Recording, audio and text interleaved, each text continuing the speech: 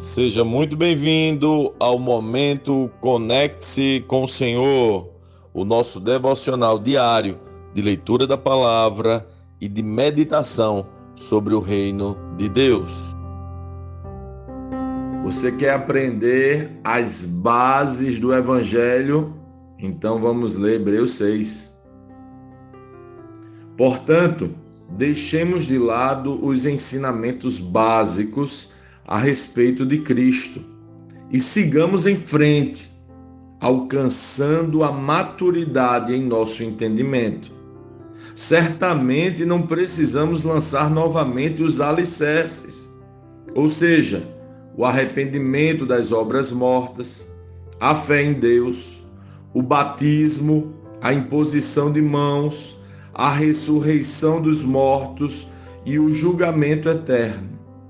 Se Deus permitir, avançaremos para um maior entendimento, pois é impossível trazer de volta ao arrependimento aqueles que já foram iluminados, que já experimentaram as dádivas celestiais e se tornaram participantes do Espírito Santo, que provaram a bondade da palavra de Deus e os poderes do mundo por vir, e que depois se desviaram. Sim, é impossível trazê-los de volta ao arrependimento, pois ao rejeitar o Filho de Deus, eles voltaram a pregá-lo na cruz, expondo-o à vergonha pública.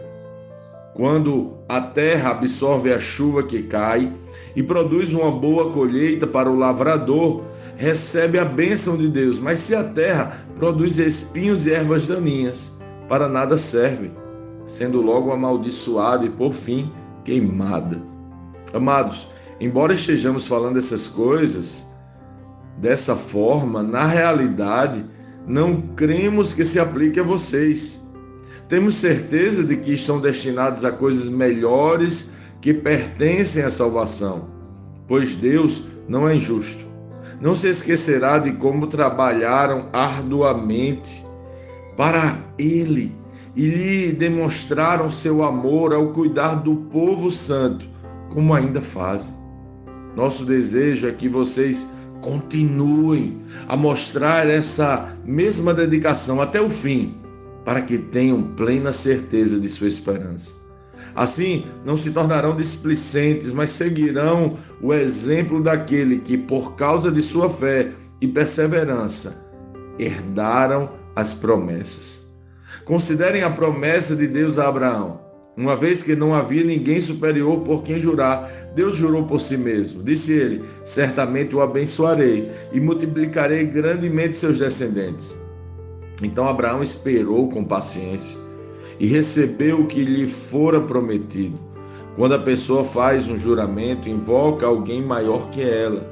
E sem dúvida o juramento implica uma obrigação. Deus também se comprometeu por meio de um juramento para que os herdeiros da promessa tivessem plena convicção de que ele jamais mudaria de ideia. A promessa e o juramento não podem ser mudados, pois é impossível que Deus minta. Portanto, nós, que nele nos refugiamos, estamos firmemente seguros ao nos apegarmos à esperança posta diante de nós. Essa esperança é uma âncora firme e confiável para a nossa alma. Ela nos conduz até o outro lado da cortina, para o santuário interior. Jesus já entrou ali por nós. Ele se tornou o nosso eterno sumo sacerdote, segundo a ordem de Melquisedeque.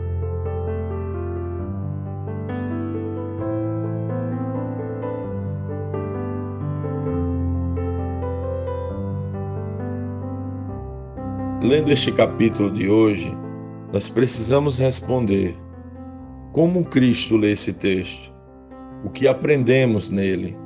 E que aplicações práticas esse texto deve trazer para as nossas vidas?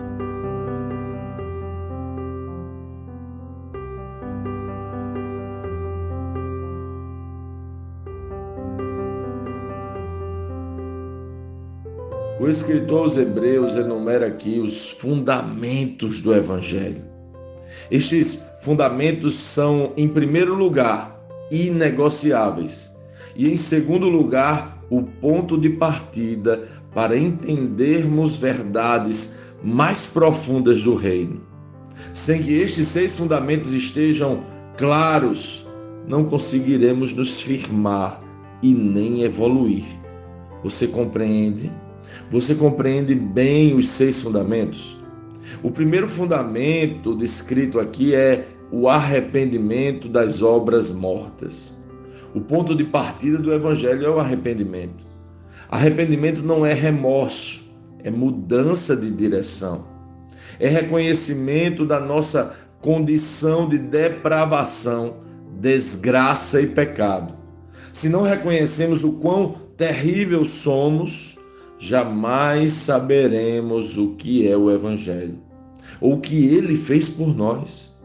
Este reconhecimento nos leva a mudar o sentido das nossas vidas, que saem da perspectiva centrada no eu para a gratidão centrada em Cristo. O segundo fundamento é fé em Deus. Muitos pensam que fé é uma espécie de emoção abstrata, ou mesmo de simplesmente crer, mas vai muito além disso, pois os demônios também creem em Deus. A palavra fé no original significa convicção de relacionamento. Sim, o segundo fundamento é estar convicto de um relacionamento real e íntimo com o Senhor. O terceiro fundamento é o ensino dos batismos.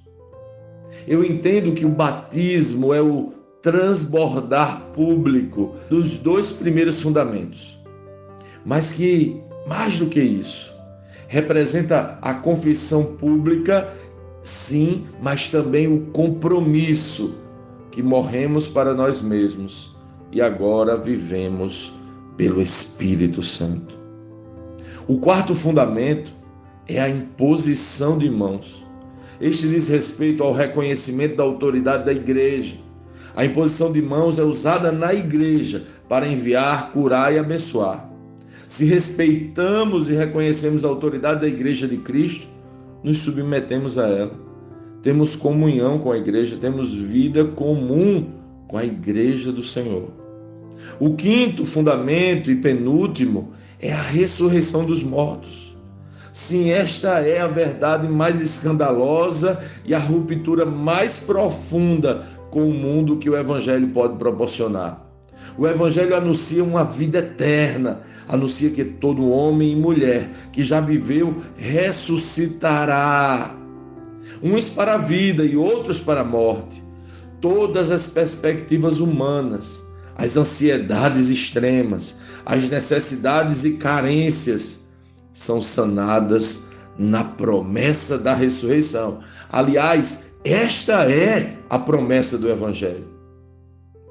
O sexto fundamento e o último é o juízo eterno. Haverá sim uma prestação de contas. Aqueles que não foram alcançados pelo Evangelho, que não viveram os fundamentos e as consequências dele, certamente encontrarão juízo que nunca acaba. Que haja sempre temor em nossos corações e intencionalidade em nossas ações. Estes fundamentos são o ponto de partida. É o básico da fé cristã. Como você está no básico? Já pode-se construir a edificação sobre o fundamento já posto? Já pode-se levantar as paredes? Esta reflexão é muito necessária para entendermos o quanto estamos aptos para conhecer as profundidades e desfrutar de temas mais profundos. O escritor aos Hebreus diz que estes são fundamentos, são bases da fé. Se não conhecemos as bases, como podemos prosseguir? O escritor nos provoca ao progresso, ao crescimento e ao amadurecimento. Que hoje possamos nos analisar e, se percebermos que os alicerces estão incompletos, que possamos, como um bom edificador e pedreiro, cavar fundo em nossas almas e firmar os alicerces desta construção espetacular que se chama Evangelho.